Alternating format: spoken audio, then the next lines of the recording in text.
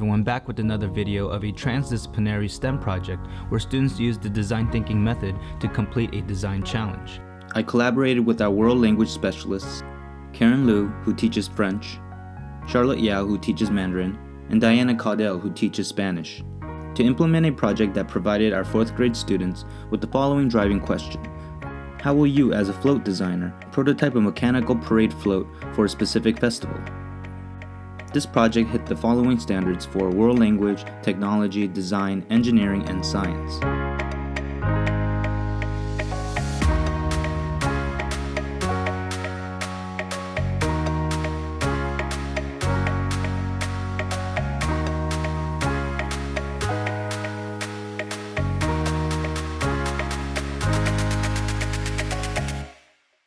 Students used the design thinking method to build a mechanical parade float for the festival they were learning about in their world language class: Carnival in Spain, New Year's in China, and Mardi Gras in France.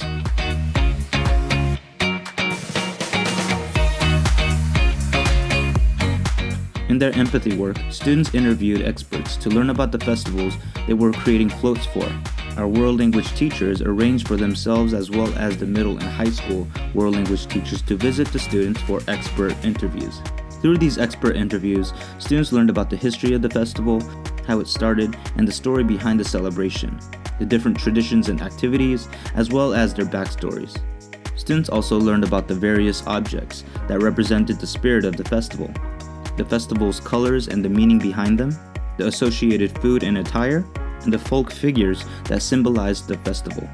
Prior to the interviews, students brainstormed and created questions designed to provide information that would help effectively inform people about the festival, as well as help ignite feelings associated with the festival.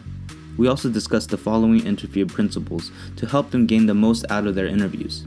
Ask broad questions and always ask why. Incite stories. Have conversations instead of interviews. Make it more of a conversation than an interview. Listen and don't judge, take detailed notes, and deliberate in developing and sequencing questions. Using what they learned, they developed a problem statement that included what they wanted to accomplish with their parade float. Some students wanted to help their school community gain an understanding and appreciation for their festival, while others wanted to ignite wistful memories of past experiences for those who actually celebrated the festival.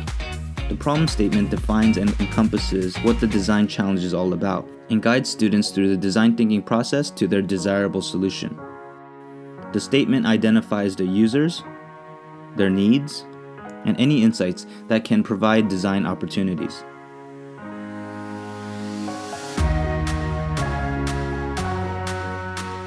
In the ideate phase, students use what they learned from their empathy work to generate multiple solutions that have the potential to solve the problem statement with their users in mind. The first stage embraces divergent thinking, where students are brainstorming as many ideas as they can, not judging the quality of their ideas, but thinking broadly and creatively to aim for a large quantity of ideas. This period of creative brainstorming involves the encouragement of wild ideas, the act of building upon the ideas of others, and the process of getting unstuck.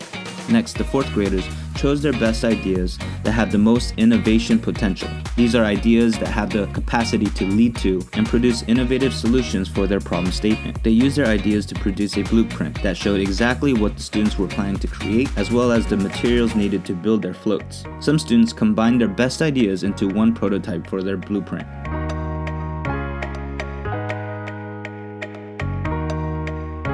In the prototype phase, the 4th graders took their ideas and made them into a reality, producing a mechanical float model by using the Scratch programming language to program their Hummingbird Duo microcontrollers. They programmed their microcontroller to activate their motors, servo motors, and LED lights. Here's footage of some of the mechanical float prototypes.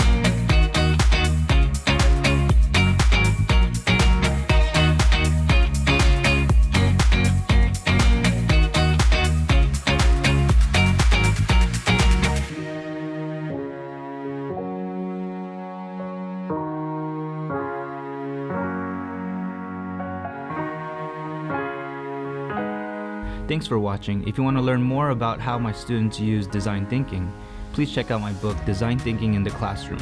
The link to the book is in the description below. Hope you enjoyed this video. Please hit the like button and subscribe to the channel for more education videos like this. I would like to give a special thanks to the following people for making this project possible.